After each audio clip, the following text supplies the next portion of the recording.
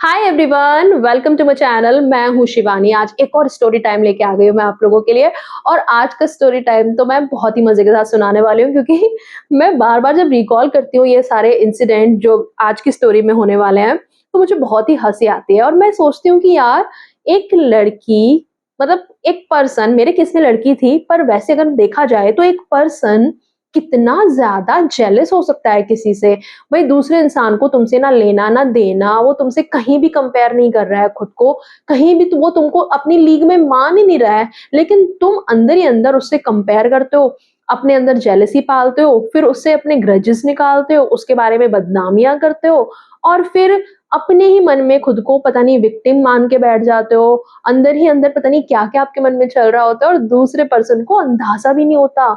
तो ये first time था मेरी लाइफ में कि जब मैंने एक इतना ज़्यादा जेलस पर्सन को देखा, जो मुझसे इतना जेलस हो रहा है, और उसके चक्कर में पता नहीं क्या-क्या नहीं कर रहा है। क्या-क्या किया उसने, ये तो मैं आपको बताऊँगी इस वीडियो में आगे चल के।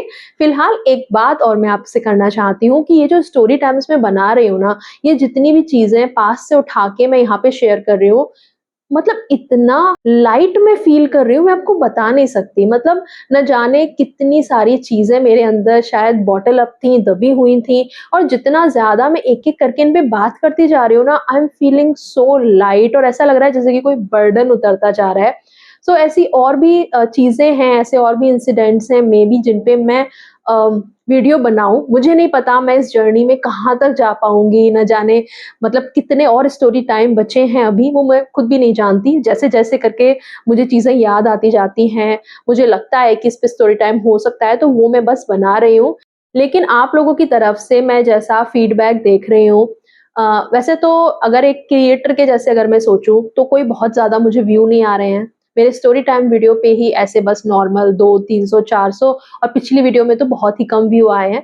लेकिन फिर भी मुझे बहुत अच्छा लगा बना के, और कुछ लोग जो टाइम निकाल के मेरी ये वीडियोस देखते हैं, लाइक पिछली वीडियो बहुत ज़्यादा लंबी हो गई थी, and it was about my whole schooling life. तो मुझे फिर पर्सनली लगता भी है कि नहीं लोगों को इंटरेस्ट होगा कि मेरी स्कूलिंग लाइफ कैसी थी, क्या हुआ था, तो ठीक है, नहीं देखा होगा लोगों ने। लेकिन जितने लोग भी देख रहे हैं मेरी ये वीडियोस, सबको थैंक यू सो मच। आप लोग नहीं जानते आप मेरे लिए क्या कर रहे हो, और स्पेशली वो लोग जो कमेंट्स करते हैं, oh my God, I can't thank you enough. मतलब आप लोगों के जब कमेंट्स देखती हूँ ना, स्पेशली कुछ लोग तो इतना टाइम निकाल के बड़े-बड़े कमेंट्स करके अपनी चीज़ें शेयर करते हैं। आप लोग मुझ पे इतना ट्रस्ट कर पा रहे हो, मेरे साथ चीज़ें अपनी शेयर कर रहे हो, जो भी रिलेटेबल लगता है आपको वो बोलते हो। मेरे साथ भी कहीं न कहीं एक वो सपोर्टिव वे में जब आप कमेंट करते हो, तो मुझे इतना अच्छा लग रहा है ना।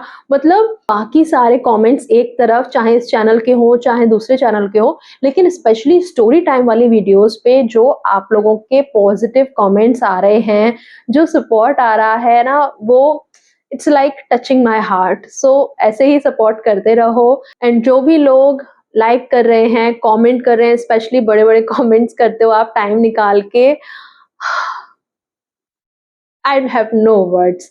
चलिए आते हैं अब आज की वीडियो पे। तो हुआ क्या था, मैंने पिछली वीडियो में थोड़ा-सा इसका हिंट दिया था कि मैंने 12th क्लास पास कर ली थी यूपी बोर्ड से, हिंदी मीडियम से, और अब मेरा एडमिशन होना था एक इंजीनियरिंग कॉलेज में। और ये सब डिसाइड हो ही रहा था कि मैं कहाँ जाऊँगी, किस कॉलेज में जाऊँगी, सेम सिटी में पढ़ूँगी या बाहर कहीं जाके पढ़ूँगी। और इसी बीच में मैंने जो ऑल इंडिया वाला इंजीनियरिंग एग्ज़ाम होता है वो भी दिया, और मैं यूपी से बिलॉन्ग करती हूँ, तो यूपीटीयू का भी एग्ज़ाम होता है। यूपीटीयू एक यूनिवर्सिटी है, उत्तर प्रदेश टेक्निकल यूनिवर्सिटी, तो उसका भी एक अलग से सेपरेट एग्ज़ाम हुआ करता था। तो जिसके बेस पे कि जो कॉलेज ऐसे हैं कि जो यूपीटीयू से एफ़िलिएटेड हैं, सो उन कॉलेजेस में आपको ज़्यादा प्रेफ़रेंस मिलेगी अगर आप यूपी से बिलॉन्ग करते हो और यूपीटीयू में आपकी अच्छी रैंक है तो। सो उस बेस पे जो भी यूपी से होता था, तो वो यूपीटीयू का भी एग्ज़ाम देता था एंड ऑल इंडिया वाला भी देता था। सो वो दोनों मैंने एग्ज़ाम दे दिए थे। अभी हम रिज़ल्ट का वेट कर रहे थे 12th क्लास के भी, और ये वाले इंजीनियरिंग एग्ज़ाम्स के भी, एंट्रेंस वाले। और इसी बीच में डिसाइड हुआ, मेरी मम्मी ने मुझे सजेस्ट किया कि ये जो छुट्टियों का टाइम है उसको यूटिलाइज़ करने के लिए मैं इंग्लिश स्पीकिंग कोर्स जॉइन कर लूँ। और ये बात मैं आपको बता दूँ कि मैं हर छुट्टियों में कोई ना कोई एक्स्ट्रा करिकुलर ऐसे जॉइन करती ही थी। हमारे घर के पास, मतलब पास नहीं, थोड़ा दूर पे कह लो, लाइक 2 किलोमीटर, उतने पे ना एक आर्य समाज हुआ करता था।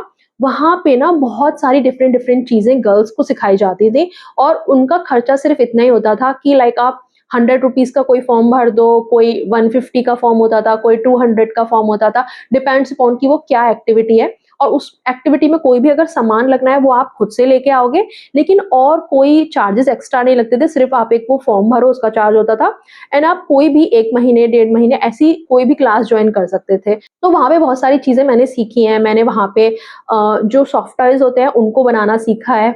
वहाँ पे मैंने ब्यूटीशियन का कोर्स किया था, लाइक ब्यूटी पार्लर का। और क्या सीखा है मैंने? पेंटिंग मेरी सिस्टर ने सीखी थी वहाँ पे। तो ऐसे ही कुछ ना कुछ हम जॉइन करते रहते थे, मैं और मेरी सिस्टर, और हम एक-दूसरे को भी सिखा देते थे कि जो चीज़ मैंने जॉइन करी है मैं उनको सिखा देती थी, जो चीज़ उन्होंने जॉइन करी है वो मुझे सिखा देती थी।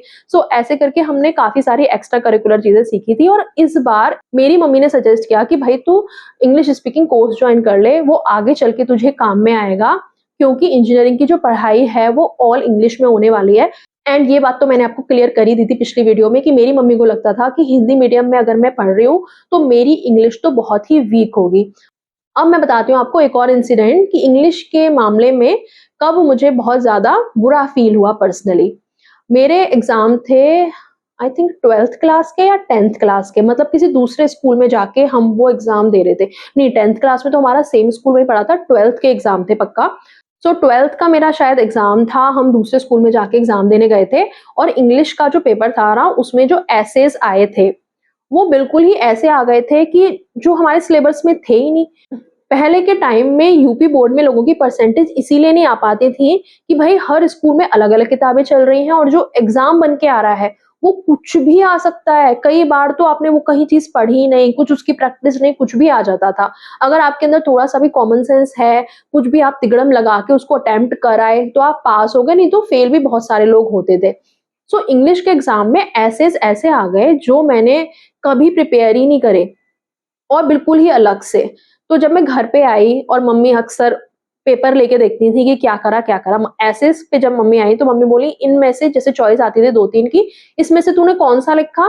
तो मैंने उनको बताया कि मैंने ये वाला लिखा। तो मम्मी ने कहा, "ये तो तूने प्रिपेयर ही नहीं किया था, तुझे तो कोई प्रिपेयर ही नहीं था, तू झूठ तो नहीं बोल रही? तू कैसे कर आई खुद से?" तो मैंने कहा, "नहीं, बस मैं कर आई, मैं बना-बना के खुद से कर आई।" तो मेरी मम्मी का रिप्लाई था, "तुझे कौन-सा इंग्लिश बनानी आती है जो तू बना-बना के कर आई?" It made me so sad और इतना छोटा मुझे खुद में फ़ील हुआ कि भई जैसे-तैसे मैं सब कुछ, जो चीज़ मुझे नहीं आती थी, मैं सब कुछ अटेम्प्ट करके आई हूँ। जो मुझे चीज़ नहीं आ रही है तो खुद से इंग्लिश थोड़ी बहुत जितनी मुझे बनानी आती है मैंने अटेम्प्ट करके किया है और मुझे अच्छा फ़ील कराने के बजाय कि चलो बहुत अच्छा किया, ठीक है। आप ये बोल रहे हो कि तुझे तो इंग्लिश बनानी आती ही नहीं, तूने कैसे कर दिया? तो ये चीज़ भी मुझे इतना हर्ट करी थी ना, इतना हर्ट करी थी आई कांट टेल यू।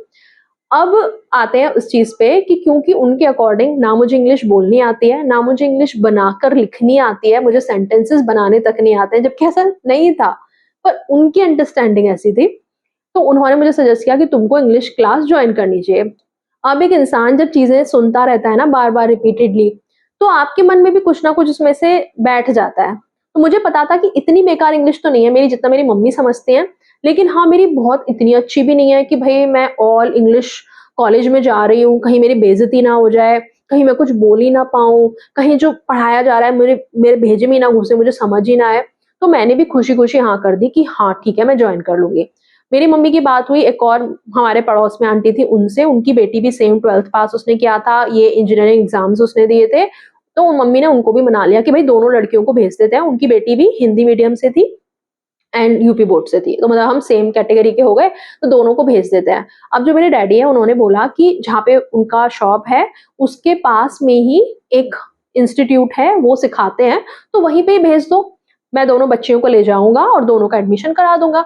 सो हम दोनों मेरे फादर के साथ में वहाँ पे गए, मतलब हम दोनों अपनी साइकिल से गए थे, मेरे डैडी वहाँ पहुँच गए थे, आगे उन्होंने हमें गाइड कर दिया कि ऐसे-ऐसे जाना है।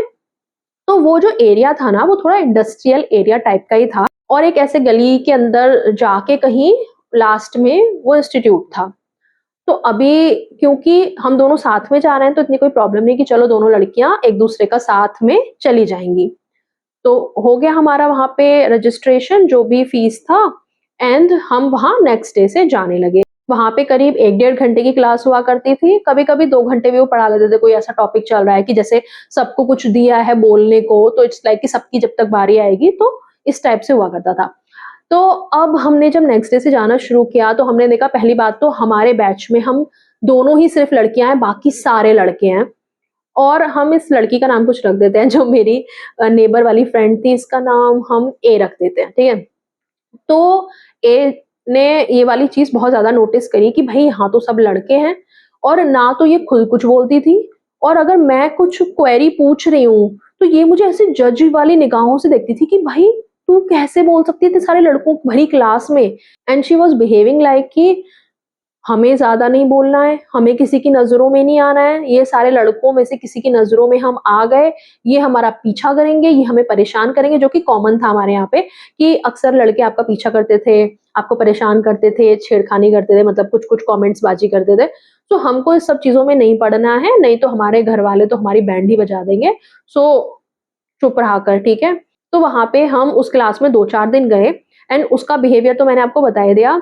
मैं पूरा-पूरा एकदम फ़ोकस के साथ कोशिश करती थी समझने की एंड बेसिक सी चीज़ें वहाँ पे सिखाई जा रही थी। इज़, एम, आर का मतलब क्या होता है, कहाँ क्या लगता है, हैज़, हैव, हैड कब लगता है, वर्ड्स की सेकंड फॉर्म्स, ये सब जो कि हम बचपन से ही पढ़ते आ रहे हैं। मैं जैसे मैंने कहा था कि व्याकरण और ग्रामर मेरी अच्छी थी, तो ये सब मुझे पहले से ही आता था एंड आई वाज़ लाइक ये सब तो मुझे आता है, ये सब तो मुझे आता है, ठीक है, मैं तो बहुत अच्छा करूँगी इस क्लास में एंड क्लास के एंड तक मैं बहुत अच्छी इंग्लिश बोलना सीख जाऊँगी, फिर मेरी कॉलेज लाइफ़ बहुत ही अच्छी होने वाली है, फिर तो मैं एकदम हाई-फाई इंग्लिश में जब बात करूँगी तो कोई मुझे जज नहीं करेगा, तो ये सब कुछ मेरे अंदर चल रहा था और मैं बहुत एन्जॉय कर रही थी ये वाली क्लासेस को।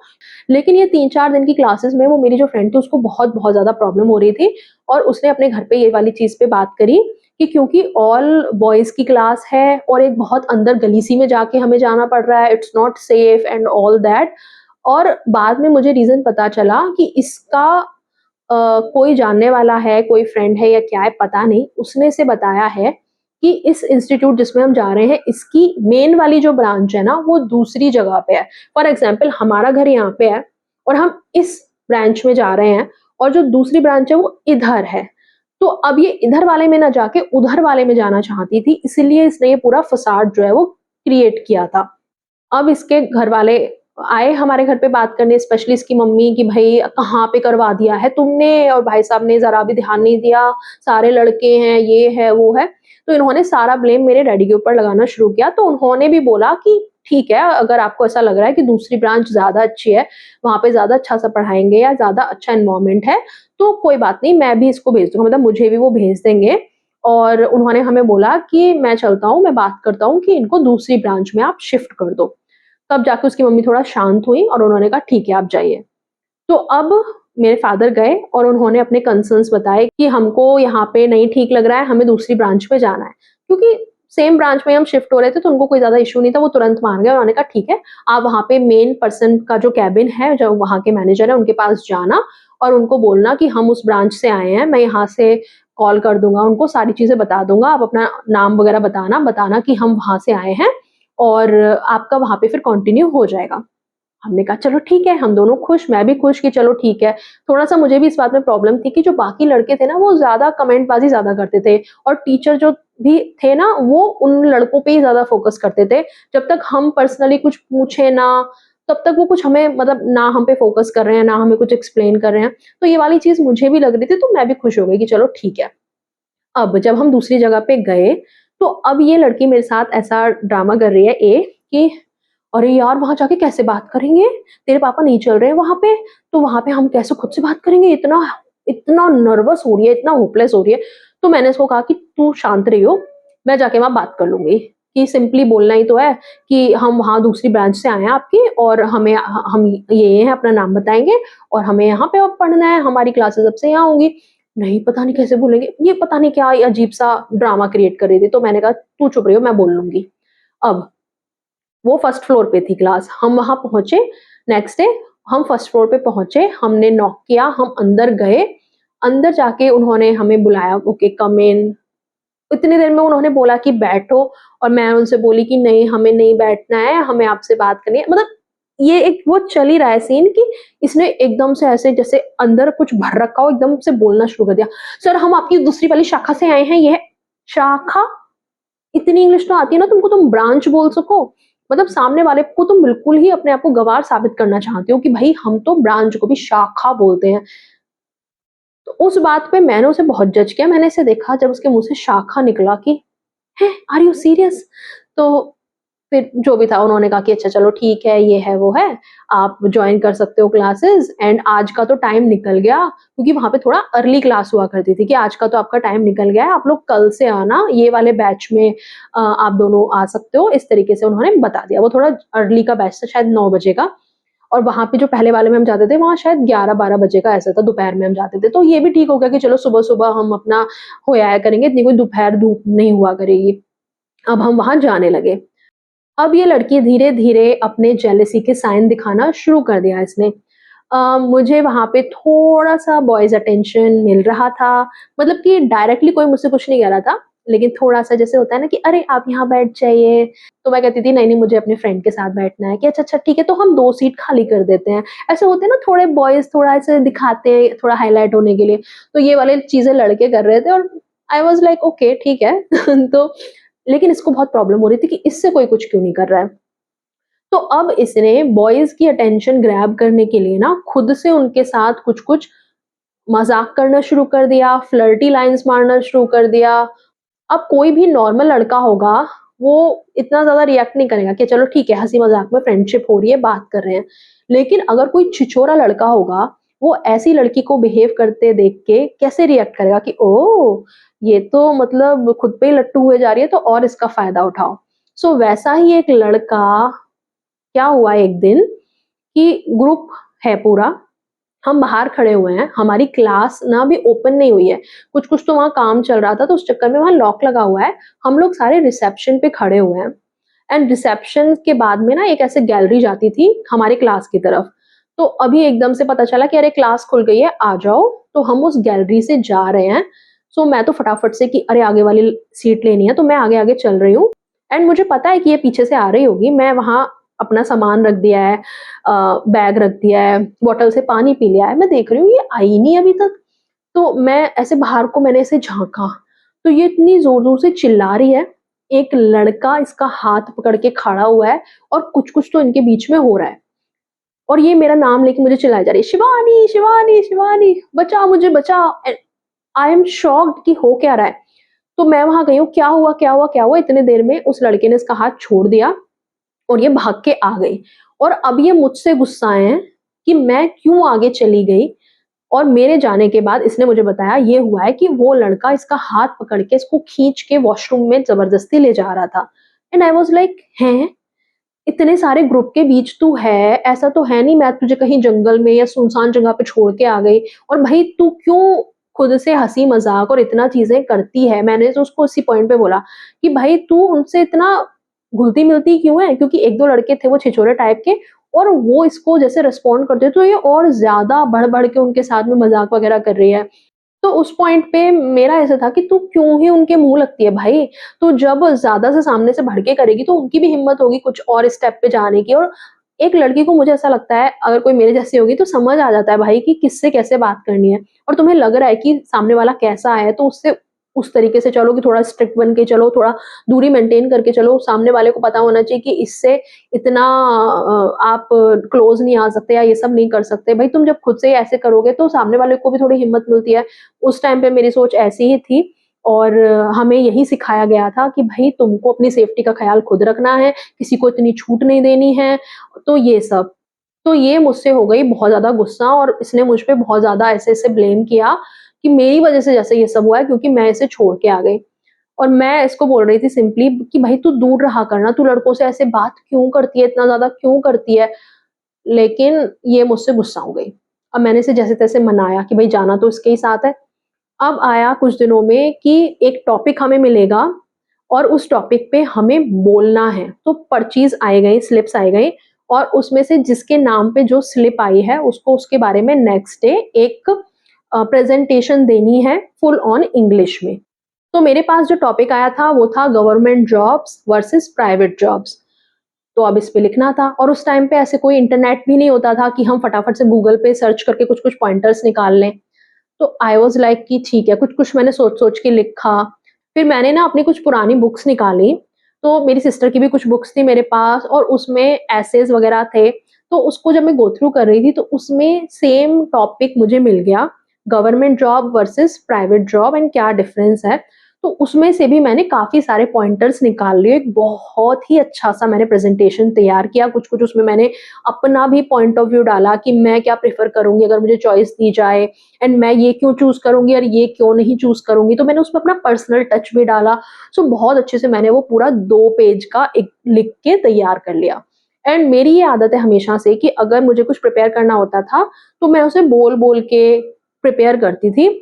तो ये सोच लो कि मेरा ऐसे प्रिपेयर था कि खड़े होके मुझसे बुलवा दिया जाए तो बिना देखे मैं उस पे अच्छे से बोल दूँ और कॉन्फिडेंस तो मुझ में हमेशा से रहा ही है। और ये क्लास को जॉइन करने के बाद भी ना और कॉन्फिडेंस हमारा बढ़ता जा रहा था, जिस तरीके से वो हमसे ग्रुप डिस्कशंस करवाते थे और चीज़ें ऐसे ऐसी प्रेज़ेंटेशन वगैरह करवाते थे।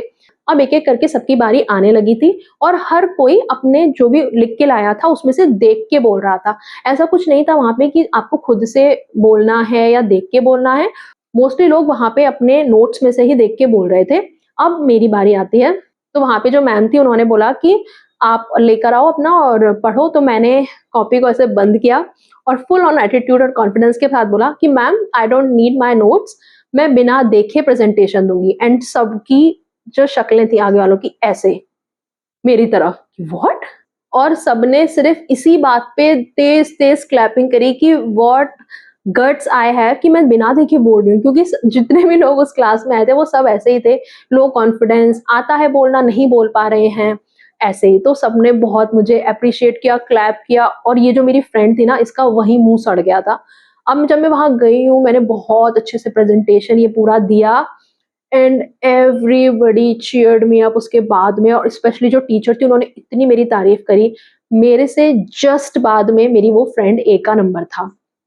अब मैं जब आके बैठी हूँ और मैं उसकी शक्ल देख रही हूँ, उसका शक्ल पे 12 बजे हुए हैं। मतलब सब मुझे इतना एप्रिशिएट कर रहे हैं और उसकी शक्ल पे 12 बजे हुए हैं and you are my friend. तो उसको जब बुलाया गया कि तुम आओ, भाई वो स्टैच्यू हो गई, लिटरली स्टैच्यू। नज़र उसकी नीचे and she is statue, she is not responding at all. Teacher ने उसका 3-4 बार नाम बोला, मैं उसको ऐसे हिला रही हूँ कि इसको क्या हुआ? And she is just crying. और मैं उससे बोल रही हूँ क्या हुआ? क्या हुआ? क्या हुआ? उसने मुझे ऐसे झटका एंड आई एम शॉक्ड कि व्हाट हैपेंड? तो टीचर को भी थोड़ा समझ आया कि मे बी वो घबरा गई है या कुछ है। तो उन्होंने कहा बेटा देख के ही तो बोलना है, आप देख के भी नहीं पढ़ सकते हो। तो भाई वो कुछ रिस्पॉन्ड ही नहीं कर रही है, शी इज़ जस्ट स्टैच्यू। और बाकी सारे लोग जब चले गए क्लास से, क्लास जब हमारी खत्म हुई, तो वो टीचर आके बैठी उसके पास एंड उन्होंने मुझे बोला कि बेटा आप थोड़ा दूर जाओ, मैं इससे बात करती हूँ। सो उन्होंने उसको बहुत समझाया, बहुत पॉजिटिव माइंड दिया। उन्होंने उसमें एक लाइन ये भी बोली कि अपनी फ्रेंड को देखो, उसको देखो उसने कितनी अच्छी सी प्रेज़ेंटेशन तैयार करी, उसने बिना देखे बोला है। तो आप तो उसकी फ्रेंड हो, उसके साथ आते हो, आप दोनों साथ में प्रिपेयर किया करो, एक-दूसरे के साथ बात किया करो। आप लोग एक-दूसरे को ही सिखा सकते हो बहुत सारी चीज़ें, ऐसे प्रैक्टिस कर सकते हो। तो वो जितना भी वो बोले जा रही थी, शी वाज़ लिटरली मुझे घूर रही थी। भाई वो मुझे ऐसे घूर रही थी जैसे मुझे खा जाएगी, मैंने पता नहीं क्या ही कर दिया है। अब जब हम वापसी में आए, उसने मुझसे कोई बात नहीं करी। नेक्स्ट डे यूजुअली क्या होता था कि वो हमारे घर पे आती थी, तो हम फिर साथ में जाते थे क्योंकि उसका घर थोड़ा-सा पहले था। वो आई ही नहीं, टाइम ओवर हो रहा है जाने का हमारा, आई ही नहीं। अब मैं जब उसके घर गई हूँ उसकी मम्मी के पास, तो उसकी मम्मी बोलती हैं कि वो तो चली गई। तो मैंने कहा पर आंटी वो मेरे पास तो आई नहीं, मैं तो उल्टा उसका वेट करते-करते लेट हो गई हूँ, मेरे को तो क्लास में जाने को भी लेट हो जाएगा। उसने मुझे बताया नहीं। उन्होंने कहा पता नहीं बेटा तुम लोगों के बीच में कुछ बात हुई है क्या, क्या हुआ है? बस वो चली गई। मुझे इतनी गुस्सा आ रही है कि भाई तू चली गई, ये क्या बात हुआ? मैं कब से वेट कर रही हूँ। मैं जैसे-तैसे पहुँची क्लास में एंड मैं क्लास में हो गई थी लेट, लेकिन मैं पहुँच गई, पर मुझे गुस्सा बहुत आ रहा था। लेकिन मैंने उसे कोई कन्फ्रंट नहीं किया। तो अब से क्या होने लगा, वो अलग जाती थी और मैं अलग जाती थी। और वो मुझसे ना बात करती थी, ना मेरे पास बैठती थी, जबकि हमने जॉइन ही साथ में इसलिए किया था कि हमें एक-दूसरे का साथ हो जाएगा। अब ये क्लास जब एंड हुई, तो एंड में डिसाइड हुआ कि हम एक पार्टी करेंगे सारे लोग मिल के। और मैंने बोला कि ठीक है, फिर मैंने इससे पूछा कि तू करेगी क्या जॉइन पार्टी? तो इसने मुझसे बहुत रूडली बात करी और मुझे ऐसे झड़क दिया। अब पता नहीं मुझे कि वो जाएगी या नहीं जाएगी। मेरी मम्मी मुझसे कह रही है अगर वो जाएगी पार्टी में तो ही मैं तुझे जाने दूंगी, और पार्टी का जैसे कॉन्ट्री जो डिसाइड हुई वो 100 रुपीज की डिसाइड हुई कि सब लोग 100 देंगे, हम केक लाएंगे और चीजें लेके आएंगे, एंड ऐसे करके मैं फिर भी इसके घर गई। वहां पे मैंने इसकी मम्मी से पूछा कि आंटी वो जा रही है क्या? भाई इसकी मम्मी ने मुझे इतना सुनाया कि तुम तो बहुत घमंडी हो, ये हो वो पता नहीं क्या क्या। और इसने ना अपने घर पे मेरे बारे में बहुत सारे र्यूमर भी बताए थे, जो कि मैं दूसरे लड़कों से फ्रेंडशिप करती हूँ, मैं तो इसे नेग्लेक्ट कर देती हूँ, और मैं तो जो बड़ी-बड़ी दीदियाँ आती थी वहाँ पे कुछ-कुछ जैसे जो बैचलर कोर्स कर रही हैं, एमबीए कर रही हैं, तो वो लोग भी मतलब बड़े लोग भी थे। तो ऑफ कोर्स मैं उनसे बात करती थी, जानने की कोशिश करती थी कि कॉलेज का माहौल कैसा होता है, क्या है? तो इसको उसमें भी प्रॉब्लम थी। इसने ऐसे बताया कि वो मुझे नेग्लेक्ट कर देती है, मेरे पास बैठती नहीं है, ये सब। तो उसकी मम्मी ने मुझे फुल ऑन इतना सुनाया, इतना सारा। मैंने कहा, "नहीं आंटी, ऐसा नहीं है आंटी, ये तो खुद अकेले जाना है, तो क्या करेगी फिर मेरी बेटी?" तो उन्होंने मुझे बहुत सुना दिया। मैं रोते-रोते अपने घर आई और मैंने मम्मी को बताया कि मम्मी वो ऐसे-ऐसे बोल रही हैं, म मुझे तो पता नहीं ऐसा क्या है, क्या नहीं, उसने सब झूठ-झूठ बता रखा है। मेरी मम्मी को पहली बार मुझ पे ट्रस्ट हुआ और उन्होंने मुझे 4 मतलब सजेशन देके फिर एग्री कर दिया कि भई तू जा पार्टी में, मैं पैसे दे दूँगी। और मैं इतनी खुश कि ये मज़ा आएगा। और जैसे ही उसकी मम्मी ने बातें कही थी ना, उससे साफ-साफ ऐसा लग रहा था कि वो तो पार्टी में नहीं जाने वाली। लेकिन जब मैं पार्टी में पहुँची हूँ, मैं देखी हूँ ये तो पहले से बैठी हुई है। अब मैंने एक वो एमबीए वाली दीदी थी, उनसे पूछा, मैंने कहा दीदी इस क्योंकि वही सारा कुछ ऑर्गेनाइज़ कर रही थी। मैंने कहा दीदी इसने कॉन्ट्री दे दी? कहती हाँ, इसने तो उसी दिन दे दी थी। मतलब जिस दिन मेरा फाइनलाइज़ हुआ है जस्ट 1 दिन पहले, उससे पहले ये दे के बैठी थी और मुझे ऐसे टेंट्रम्स थ्रो कर रही थी। उसकी मम्मी मुझे ज़बरदस्ती सुना रही थी कि जैसे मैं तो बहुत बिगड़ी हुई लड़की हूँ, मैं पता नहीं क्यों लड़कों के साथ पार्टी करना चाहती हूँ, इसलिए मैं तो पार्टी में जाना चाह रही हूँ। भाई मतलब देख रहे हो क्या हिपोक्रेसी है। सो जो भी था, फिर मैंने तो उससे बिल्कुल बात नहीं करी। और क्योंकि मुझे डांस अच्छा आता था, तो जिनको डांस आता था वो डांस कर रहे थे, जिनको सिंगिंग आती थी वो कुछ सिंग कर रहे थे, तो ऐसे करके फुल एंटरटेनमेंट माहौल चल रहा था। जब मेरे डांस करने की बारी आई तो मैंने बहुत अच्छा डांस किया। वो वाला गाना था ना जब, तू सिंगे नाल नच सोहणिए, वो वाला गाना तब आया था, मैंने उसमें बहुत अच्छा डांस किया। सबने इतनी क्लैप करी, इतना एप्रिशिएट किया, भाई ये और सड़ गई। हाँ, ये घर पे अकेले आई और उसके बाद से इसने मुझसे बात करना बंद कर दिया। गाइस मेरी क्या गलती थी इस सब में? इसने मुझसे बात करना बंद कर दिया, इसने मेरे बारे में और रूमर्स फैलाए पूरे मोहल्ले में। मेरी मम्मी मुझे ब्लेम कर रही है कि ये सब क्या बोल रही है। मैंने मम्मी को जैसे-तैसे समझाया कि मम्मी ऐसा कुछ भी नहीं है, ये झूठ-झूठ सब बना रही है। मेरी मम्मी कहती है क्यों झूठ बनाएगी वो? क्यों झूठ बोलेगी वो? अरे भाई वो जलती है मुझसे इसलिए झूठ बोलेगी। जैसे-जैसे मैंने अपनी मम्मी को शांत किया, उसका चैप्टर यहाँ पे तो क्लोज़ हो गया। उसके बाद में मैंने तो उससे पर्सनली कभी बात करी नहीं, क्योंकि मुझे समझ आ गया ये कैसी है। और लेकिन मेरे घरवाले, मेरी मम्मी, मेरी दीदी सब कहते थे वो तेरी फ्रेंड ये। मुझे इतना गुस्सा आता था, मैंने कहा फ्रेंड? वो मेरी फ्रेंड नहीं है।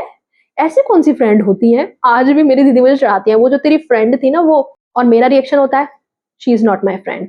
तो यही थी आज की स्टोरी टाइम। आप मुझे बताना आपको कैसा लगा, और क्या आपकी लाइफ में भी कोई ऐसे फ्रेंड रहे हैं या ऐसे कोई पर्सन रहा है जो इतनी जेलसी आपकी तरफ दिखाता है for no reason. You are just being yourself और तुम कुछ अच्छा कर रहे हो और वो आपसे इतना जल रहा है बिना बात के। ऐसे इंसिडेंट और भी हुए फ्यूचर में मेरे साथ, पर ये मेरा फर्स्ट टाइम था। और फिर मुझे समझ में आ गया कि भई ऐसे लोग भी होते हैं।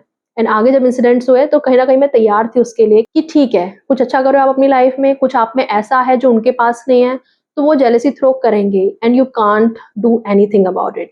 तो आज की वीडियो के लिए इतना ही। कुछ भी अच्छा लगा इस वीडियो में थम्स अप करना, अपने विचार मुझे कमेंट सेक्शन में बताना और सब्सक्राइब कर लेना चैनल को और भी ऐसे स्टोरी टाइम्स के लिए। अभी के लिए इतना ही, बाय, टेक केयर।